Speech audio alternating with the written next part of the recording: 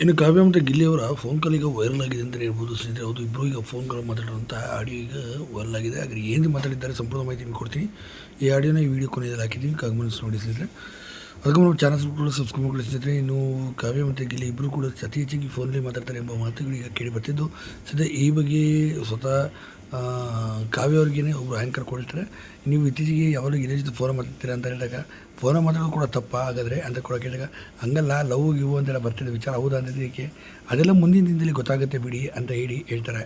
ಆದರೆ ನಾನು ಈ ಬಗ್ಗೆ ಯಾವುದು ಸ್ಪಷ್ಟ ಕೊಡೋಲ್ಲ. ನನಗೆ ಒಳ್ಳೆಯ ಸ್ನೇಹಿತ ಗಿಲ್ಲಿ ಮಾತ್ರ. ನನ್ನ ಈ ಪ್ರತಿ ಕಾರ್ಯಕ್ರಮದಲ್ಲೂ ಕೂಡ ನನ್ನನ್ನು ಕರ್ಕೊಂಡು ಹೋಗ್ತಿದ್ದೆ. ನನಗೆ ಅದು ತುಂಬಾ ಸಂತೋಷವಾದ ವಿಚಾರ. ಮನೆಯೊಳಗಡೆ ಕೂಡ ಪ್ರತಿ ಹೆಜ್ಜೆಲೂ ಕೂಡ ಒಂದು ಜೊತೆ ಇದ್ದ. ಇಲ್ಲೂ ಪ್ರತಿ ಹೋಗೋ ಎಲ್ಲ ಕಾರ್ಯಕ್ರಮದಲ್ಲೂ ಕೂಡ ನನ್ನ ಕರೀತಾನೆ. ಅದು ನನಗೆ ತುಂಬಾ ಖುಷಿ ಕೊಡುವಂಥ ವಿಚಾರ ಅಂತ ಸಹ ಕಾವ್ಯ ಇಲ್ಲಿ ಹೇಳ್ತಾರೆ. ಇನ್ನು ಗಿಲ್ಲಿ ಈ ಬಗ್ಗೆ ಕೂಡ ಹೇಳಿದ್ದಾರೆ. ಹೌದು, ನಾನು ಕಾವ್ಯಗೆ ಪ್ರತಿ ಕಾರ್ಯಕ್ರಮಕ್ಕೂ ಕೂಡ ಕರೆದುಕೊಂಡು ಹೋಗ್ತೀನಿ. ಮತ್ತು ನಾನು ಈಗಲೂ ಹೇಳ್ತೀವಿ, ನಮ್ಮ ಅತ್ತೆ ಮಗಳು ಯಾವತ್ತಿದ್ರು ಕಾವ್ಯ ಅಂತ ಹೇಳ್ತಾರೆ. ಸದ್ಯ ಇಬ್ಬರು ಕೂಡ ಮಾತಾಡ್ಕೊಳ್ತಿರೋದು ಆಡಿಯೋ ಕಾಲ್ ಕೂಡ ಈಗ ವೈರಲ್ ಆಗಿದ್ದು.